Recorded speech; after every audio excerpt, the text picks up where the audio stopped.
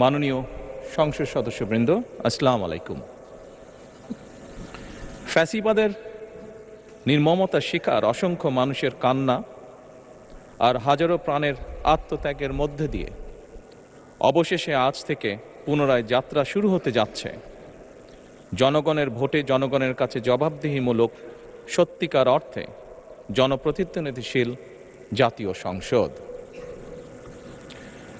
বাংলাদেশের জাতীয় সংসদের রাজনীতির এই ঐতিহাসিক মুহূর্তে আমি আল্লাহর দরবারে শুকরিয়া জানাই, যার অশেষ রহমতে আমরা একটি ন্যায়ভিত্তিক গণতান্ত্রিক মানবিক বাংলাদেশ প্রতিষ্ঠার লক্ষ্যে যাত্রা শুরু করতে পেরেছি।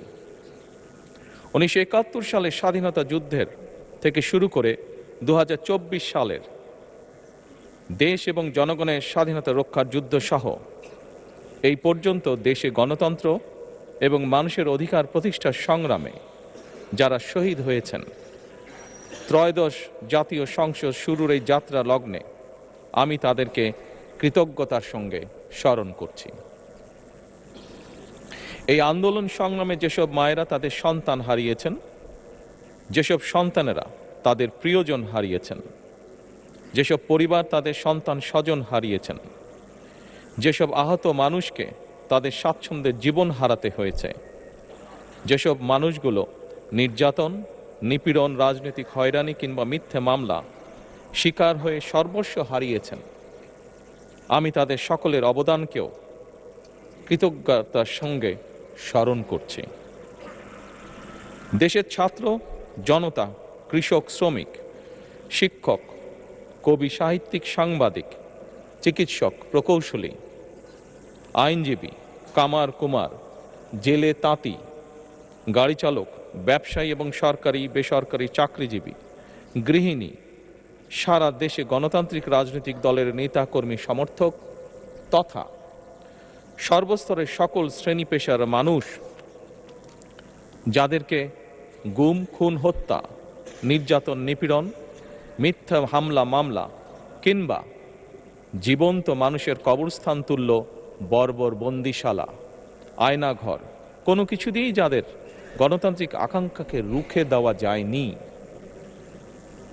যাদের সাহসী ভূমিকায় দেশে পুনরায় গণতন্ত্র ফিরে এসেছে, আমি ত্রয়োদশ জাতীয় সংসদের এই যাত্রা লগ্নে দেশের স্বাধীনতা প্রিয় গণতান্ত্রিকামী বীর ছাত্র জনতাকে জানাই অভিনন্দন।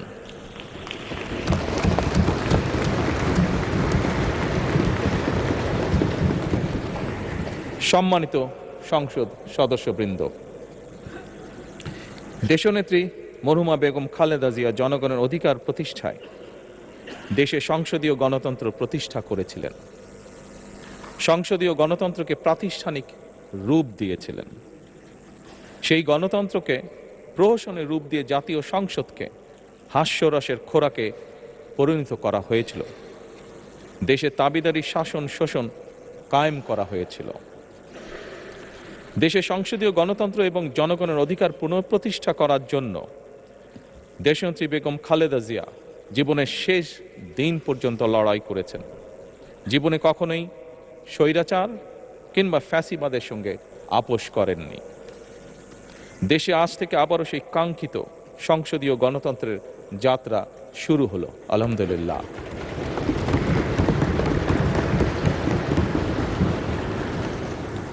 সংসদীয় রাজনীতি প্রতিষ্ঠাতা খালেদা জিয়া দেশ এবং জনগণের সাফল্যে এই শুভ মুহূর্তটি দেখে যেতে পারেননি। আজ তাই এই জাতীয় সংসদে দাঁড়িয়ে আমরা দেশ এবং জনগণের স্বার্থে আপসীর নেতৃত্ব, ব্যক্তিত্ব, স্মরণীয়, বরণীয়, অনুকরণীয় রাজনীতিবিদ মরহুমা খালেদা জিয়াকে গভীর শ্রদ্ধার সঙ্গে স্মরণ করছি।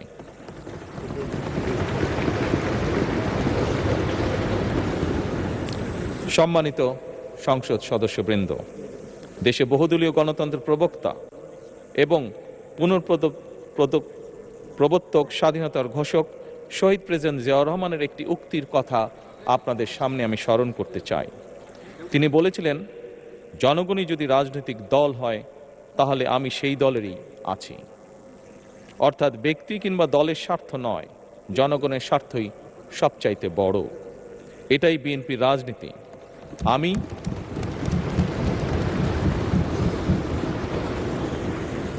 আমি প্রথমবারের মতন বাংলাদেশ জাতীয়তাবাদী দল বিএনপি থেকে জাতীয় সংসদ সদস্য নির্বাচিত হয়েছি। জাতীয় সংসদের সংসদীয় দলের নেতা নির্বাচিত হয়েছি। জাতীয় সংসদে দলের প্রতিনিধিত্ব করলেও প্রধানমন্ত্রী হিসাবে আমি এই জাতীয় সংসদে দেশের প্রতিনিধিত্ব করছি। দল, মত, ধর্ম, বর্ণ নির্বিশেষে দেশের জনগণের প্রতিনিধিত্ব করছি। আমার রাজনীতি দেশ এবং জনগণের স্বার্থ রক্ষা করার রাজনীতি। বিএনপির রাজনীতি জনগণের জীবন মান উন্নয়ন এবং স্বনির্ভর বাংলাদেশ গড়ার রাজনীতি।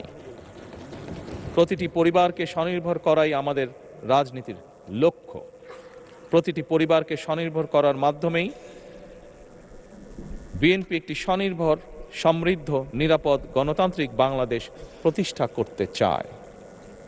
এই লক্ষ্য অর্জনে আমি জনগণের সমর্থন এবং সহযোগিতা চাইছি। এই মহান জাতীয় সংসদে সকল দলের নির্বাচিত প্রতিজন সংসদ সদস্যের সমর্থন এবং সহযোগিতা আশা করছি।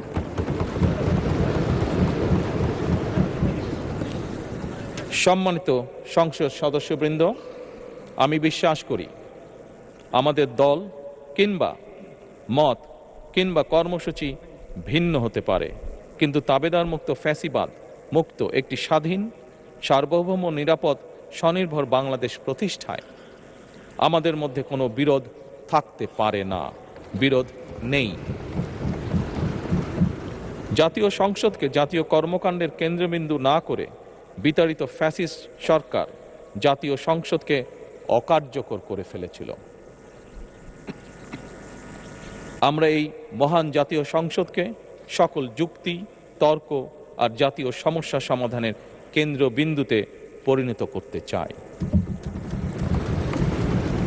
সম্মানিত সদস্যবৃন্দ, নতুন সংসদ যাত্রা শুরু করার সময় সংসদের সাবেক স্পিকার কিংবা ডেপুটি স্পিকার উপস্থিত থাকার কথা ছিল, কিন্তু পতিত, পরাজিত, বিতাড়িত ফ্যাসিস্ট সরকারের জনবিরোধী এবং গণবিরোধী কর্মকাণ্ডের ফলে যে জনরোষ তৈরি হয়েছিল তাতে এই মহান সংসদের সাবেক স্পিকার বা ডেপুটি স্পিকারকে খুঁজে পাওয়া যায়নি। তাদের কেউ কারাগারে, কেউ নিখোঁজ কিংবা কেউ পলাতক।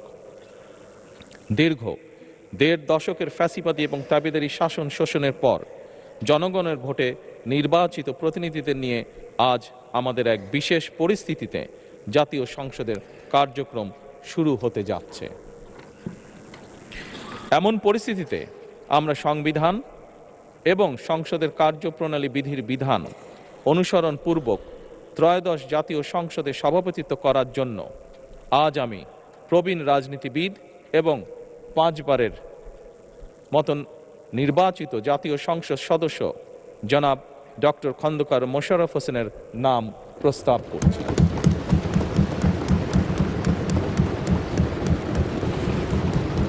সম্মানিত সংসদ সদস্যবৃন্দ, আমাদের সংসদীয় রীতিনীতির ইতিহাসে এই ধরনের পরিপ্রেক্ষিত নজিরবিহীন নয়। 1973 সালে তৎকালীন প্রধানমন্ত্রী মরহুম শেখ মুজিবুর রহমান ওই সংসদের সদস্য মাওলানা আব্দুর রশিদ তর্কবাধীশের নাম প্রস্তাব করেছিলেন এবং তার সভাপতিত্বে বাংলাদেশের প্রথম সংসদের প্রথম অধিবেশন শুরু হয়েছিল। আমি জাতীয় সংসদের সকল সম্মানিত সদস্যকে স্বাগত এবং ধন্যবাদ জানাই। আল্লাহ হাফেজ।